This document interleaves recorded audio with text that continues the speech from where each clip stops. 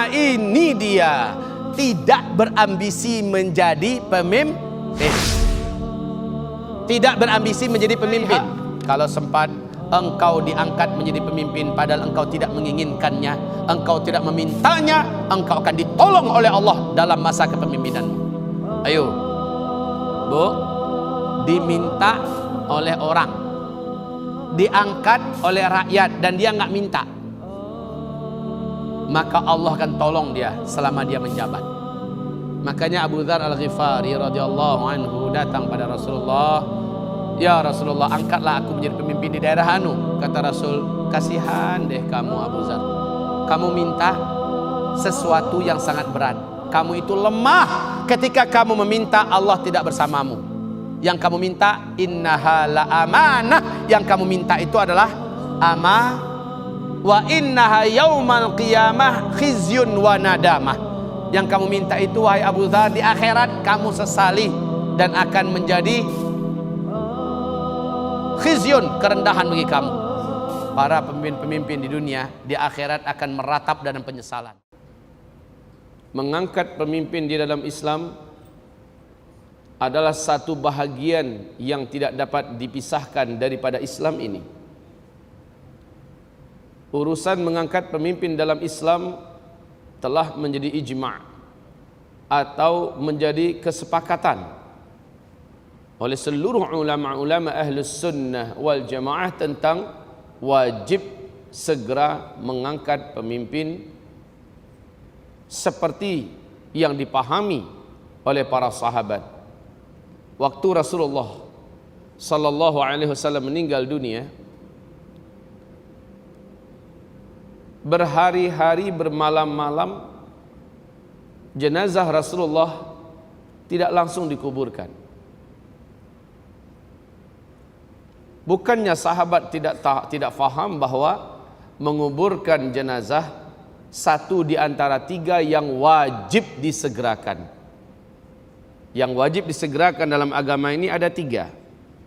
Yang pertama, jika jenazah telah terbujur, segera menyelenggarakannya dan kuburkan secepatnya. Malam meninggal, malam selesaikan, langsung dikuburkan. Pagi meninggal, pagi selesaikan, langsung dikuburkan. Yang kedua, membayar hutang. Bila telah mampu untuk membayarnya, segera bayarkan dan jangan ditunda. Dan yang ketiga, yaitu menikahkan anak gadis kita, anak perempuan kita, jika telah ada lelaki soleh yang melamarnya.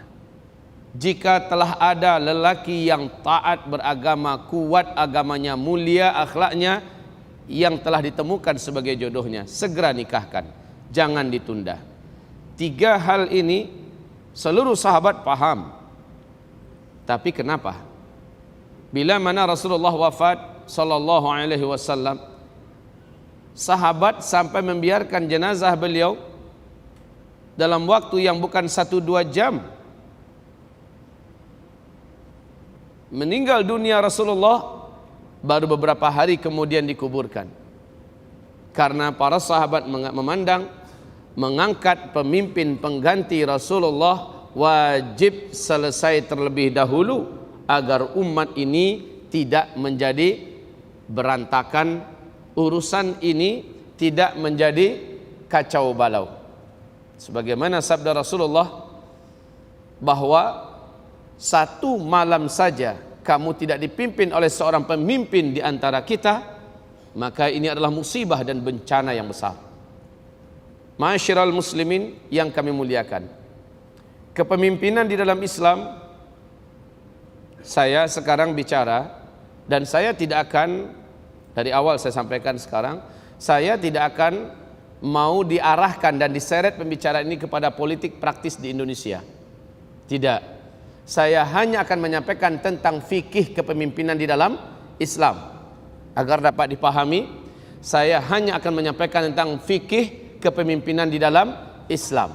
Seperti apa Islam mengangkat pemimpin.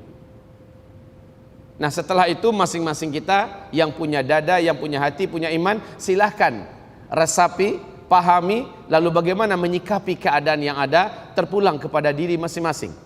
Saya tidak akan mengajak kepada satu nama, satu calon, satu ini dan segala macamnya. Tidak, bukan urusan saya tentang ini kaum muslimin, dan ini juga mengandung fitnah. Mari kita ilmui perkara kepemimpinan dalam Islam. Yang pertama, kepemimpinan di dalam Islam fungsinya cuma dua.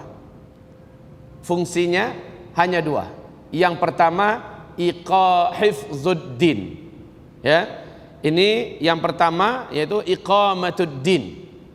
Iqamatuddin maknanya menegakkan agama. Ini tugas atau fungsi kepemimpinan di dalam Islam. Yang kedua, fungsi kepemimpinan dalam Islam adalah tamfidzuddin fi umurid dunya wal akhirah bi syariatillah. Melaksanakan, mengatur seluruh kehidupan manusia di dunia ini dengan landasan syariat Allah Subhanahu wa taala. Ini fungsi kepemimpinan dalam Islam. Saya ulangi, fungsi kepemimpinan dalam Islam hanya dua. Yang pertama iqamatuddin, yang kedua tamfidzuddin. Iqamatuddin artinya adalah menegakkan agama Allah Subhanahu wa taala. Tamfidzuddin mengatur seluruh urusan dunia ini dengan landasan syariat agama Allah Subhanahu wa taala. Kaum muslimin, bagaimanakah sebenarnya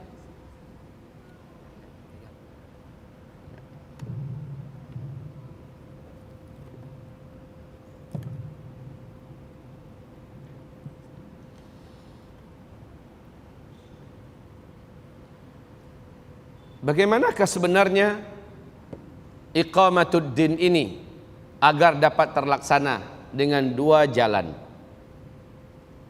Iqamatuddin terlaksana dengan dua jalan.